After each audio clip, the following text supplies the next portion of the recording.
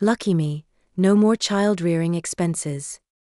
Let's get divorced, Scott said, dropping those words on me while we were preparing for a funeral. I knew he was selfish, but this was beyond anything I could have imagined.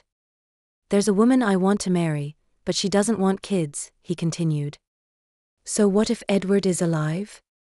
I'll keep losing money on child support and medical bills, right? A chill ran through me. How awful. This man was Edward's father. My head cleared, but my insides were boiling. I agree to the divorce, I said.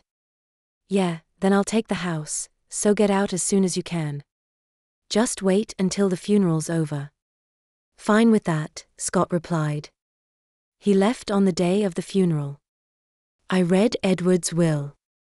John turned pale, while relatives glared at him with fierce faces. It was time for a counterattack. My name is Maria. I'm a 42-year-old housewife.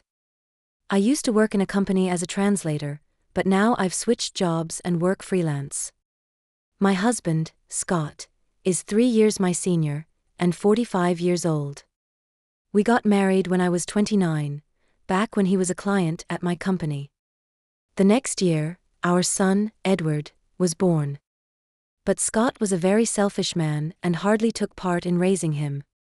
Edward was frail from birth, in and out of the hospital. I often felt guilty for not being able to give him a healthier body, but Edward bravely faced his treatments and managed to hang on for 12 years. His condition worsened around the time he turned 12. During his first rainy season, he couldn't stop coughing. His body rejected food, his fever wouldn't subside. We rushed him to the hospital and started 4 treatments, but his symptoms didn't improve much. Mom, sorry for being hospitalized again, he said. Don't be sorry, I replied. You're going to get better, right? Yeah, I'll try my best, Edward said with a weak smile.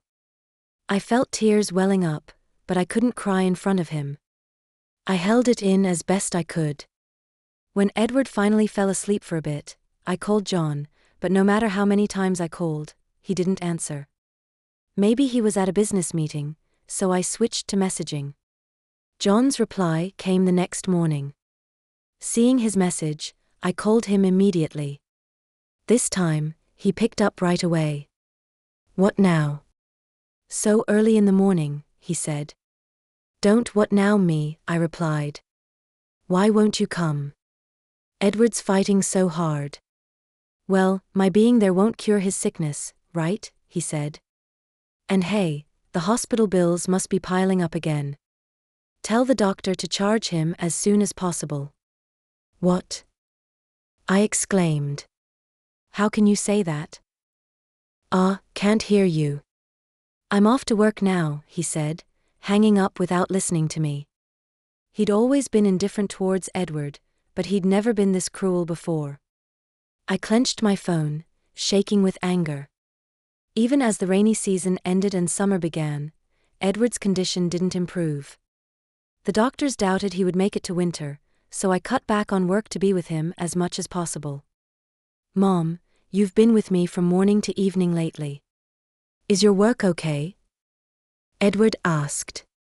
It's fine, I said. I'm managing everything from home, so don't worry. If you say so, Edward said, not seeming convinced. He probably thought my work had dried up because of him. After that conversation, to avoid causing him any more stress, I started bringing my laptop and working right in front of him. Edward loved books and spent most of his days reading. He also liked studying and would join the hospital school when he felt up to it. I wanted to let him do anything he wished. But John, on the other hand, seemed very displeased with me, not only avoiding visiting Edward, but also constantly complaining at home. Hey, is that kid still not discharged? Staying in a private room, huh? What a waste of money, he said. How can you say that when your son is fighting so hard? I asked. Why don't you visit him for once? I'm busy, he replied. Okay, you visiting him is enough. John never changed his attitude and never visited Edward in the hospital, even though he was Edward's father. I knew Edward must be feeling lonely, but I understood that forcing John to visit against his will wouldn't help, so I didn't push it further. By this time, John often came home late, reeking of alcohol. He claimed it was for client entertainment, but the lipstick on his laundered shirts and receipts from motels hinted at an affair. He couldn't make time for Edward, but he had time for some other woman. My love for John had run out, but I feared that divorcing him would sadden Edward. I thought so and endured it. Meanwhile, Edward's condition worsened. Called in by his doctor, I was told something shocking. "I'm sorry, but he only has about a month left," the doctor said. "What? Doctor, isn't there anything you can do?" I asked. "There's not much more we can do," he replied. As I broke down in tears, the doctor assured me, "We'll do our best till the very end." For about half a month, we continued treatment, consulting with the doctor. But, as expected, Edward's body weakened further. "Am I going to be gone soon?" he asked. "What are you saying? There's so much more you want to do, right?" I encouraged him with those words, but cried in private, away from Edward's sight. Finally, when the doctor said that further treatment was pointless, I decided to take Edward home to spend his last moments. "Are we going home?" Edward asked. "Yes," I replied. The doctor said a change of scenery for a few days would be good. Yay. Edward's weak yet childlike response made me fight back tears.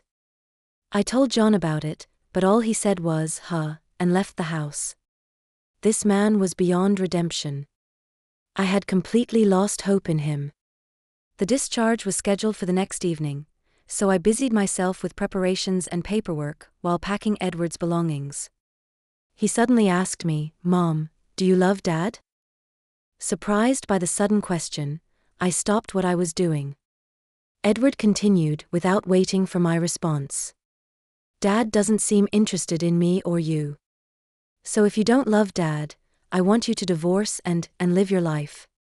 He must have realized that things weren't going well between John and me.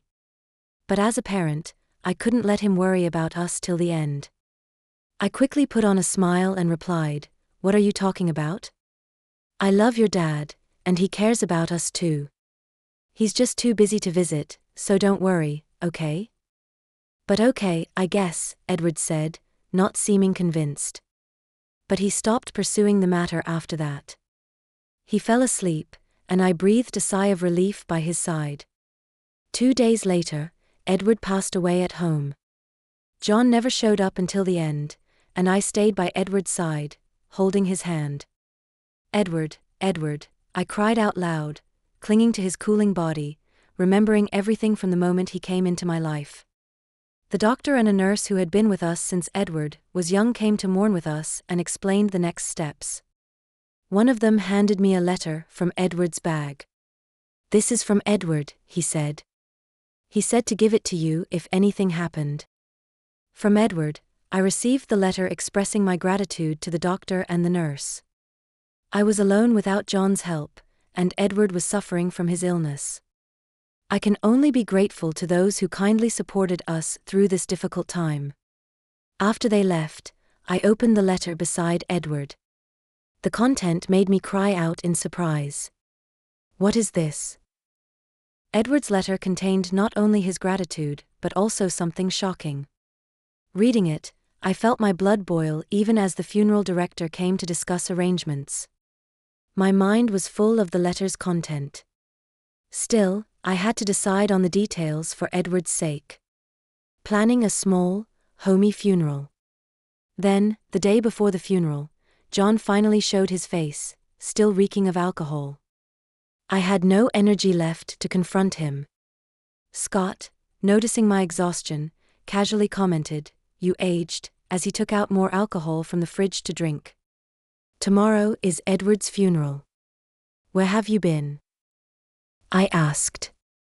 "I told you I was at work." "What's with all these complaints?" he replied.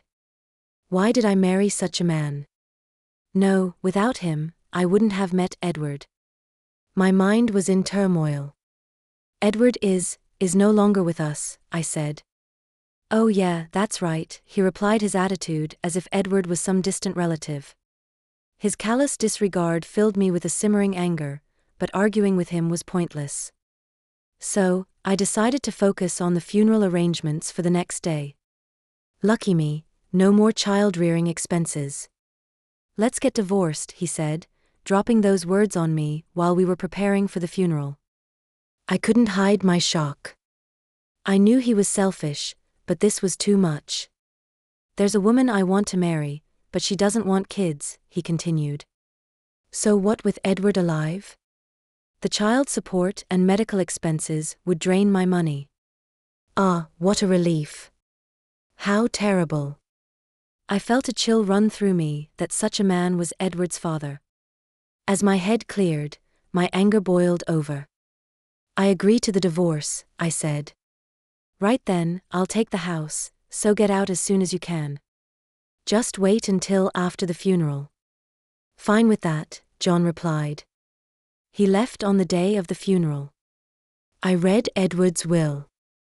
John turned pale while relatives glared at him with fierce faces. Now it was time for my counterattack. The will I read, written by Edward, exposed John's affair. Until I read the will at the funeral, John had been playing the role of a grieving father, crying loudly. How could such a letter? No, it's not true. It's a prank, right, Maria, he exclaimed. I felt sorry for not visiting because of work, but this is too much.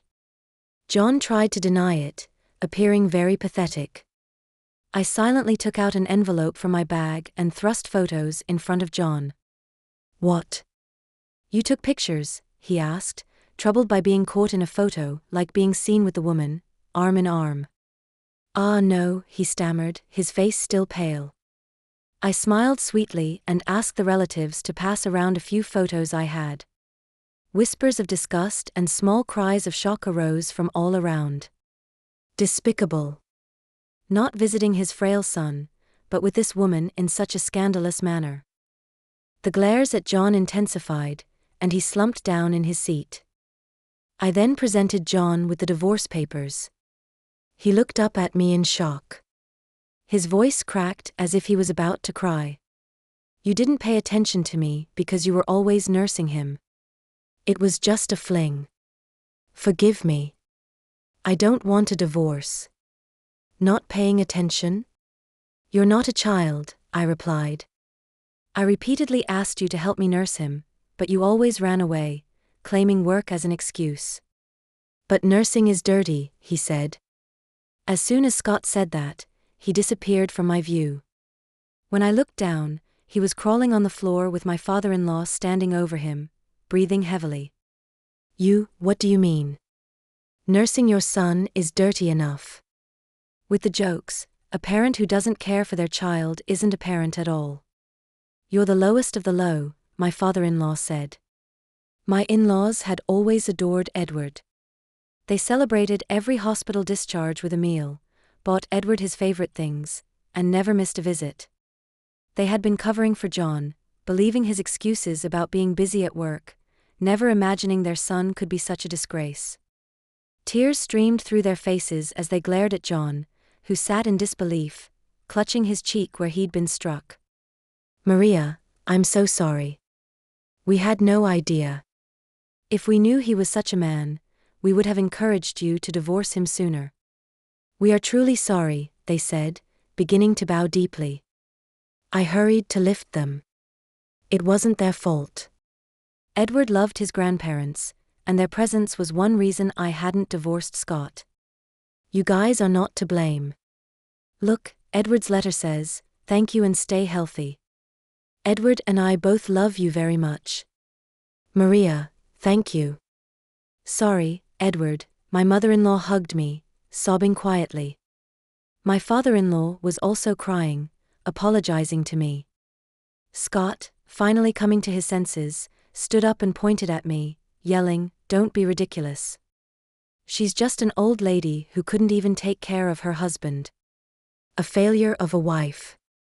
Scott, my father-in-law lunged towards John. I stepped in front of John. He looked at me with a fearful yet defiant glare. What? You got something to say? I asked. Not really, I replied. This is reality. No one here is on your side. And make sure to pay back the money you've borrowed from many people, haven't you? How do you know about that? He asked. At my words, relatives who had lent Scott money began murmuring after reading Edward's letter. I contacted the relatives. Edward had overheard John's expensive activities involving a woman from a nightclub who loved lavish things like brand products and overseas trips. Scott, paying for all of it, could never afford such a lifestyle on his salary alone. Realizing this, I checked if anyone had lent him money, and to my surprise, it wasn't just John's relatives, but mine as well, under the pretense of Edward's medical expenses. While I had initially informed them just to thank and promise repayment, with the current situation, they realized Scott had used the money not for Edward, but for his affair. Don't joke with me.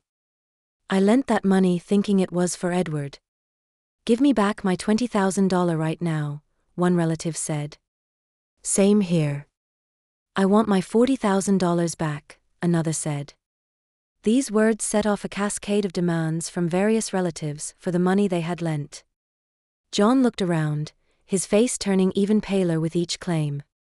Then, he turned to me, smiling weakly. Maria, we're a couple, right? You'll help me, won't you? He asked. What, are you serious?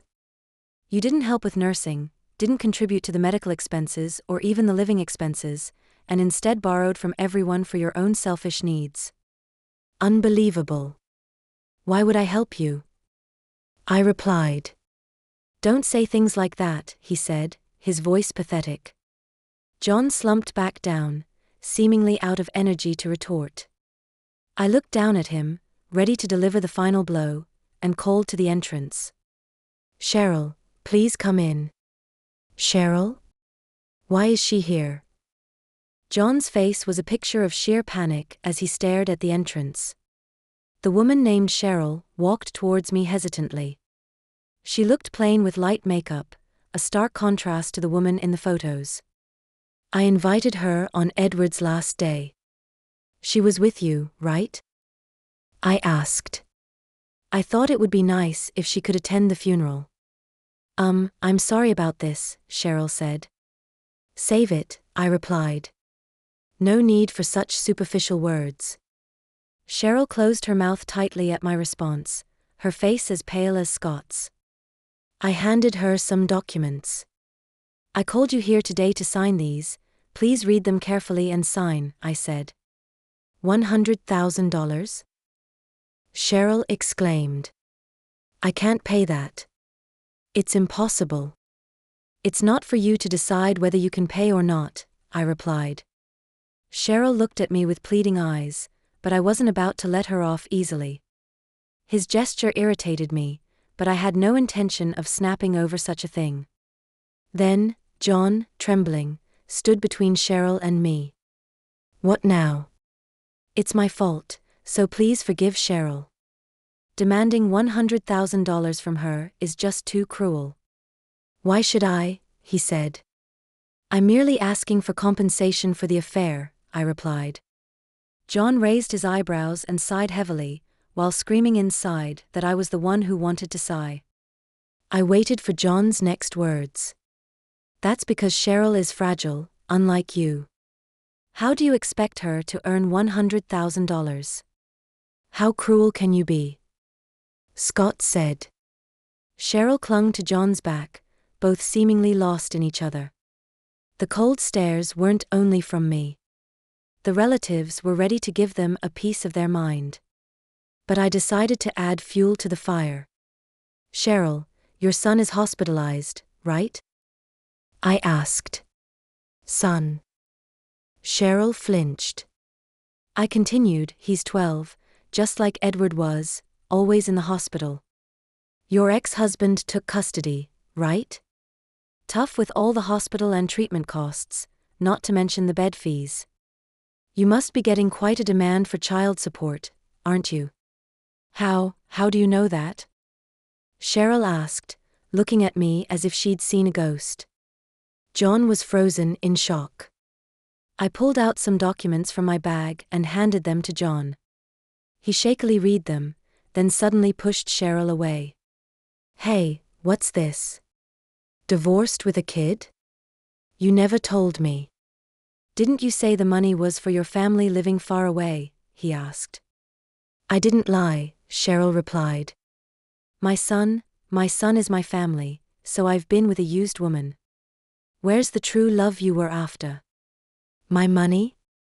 You were only after my body." Cheryl threw her shoe at John, enraged. John lunged at her. They started brawling like children, but fortunately, a security guard intervened. I approached the disheveled pair with a smile. "Scott, please sign the divorce papers and arrange for the alimony." "Cheryl, I won't reduce your compensation by a single cent. And your ex-husband said something about your affairs being a sickness that can't be cured. Seems like you have a few partners, so with that kind of leeway, expect enforced payments for the child support, treatment costs, and alimony," I said. "That's impossible," John said, hanging his head speechless. Cheryl was led away by the security, her shoulders slumped in defeat. I apologized to each relative for the disturbance, and they comforted me, bringing me to tears. After that, my divorce from John was finalized. We also agreed on the amount of alimony he had to pay, just as I had requested. This incident infuriated his parents tremendously. Moreover, the extended family was outraged to discover they had been deceived too, giving him the cold shoulder. Of course, he was asked to return the money he embezzled. It seems like he borrowed it from some shady sources to repay the debt. He's been working his fingers to the bone with multiple jobs, but the repayment is so huge that he's rumored to have nothing left for living expenses. Eventually, unable to keep up with the ballooning interest, last month he was taken away by some intimidating guys. His parents don't even intend to file a missing person report, so while I hope he's safe, I can't help but wish he suffers unimaginable pain. As for Cheryl, all the men she dated found out about her affairs and the child she had, cutting off all financial support. At 30, she's considered old for her line of work, struggling to attract clients, and eventually had to turn to her parents. She paid the alimony in one lump sum, however, she's since been sent to work on a farm on some island, with her wages going directly to her parents for debt repayment. As for me, I moved with Edward's memorial tablet.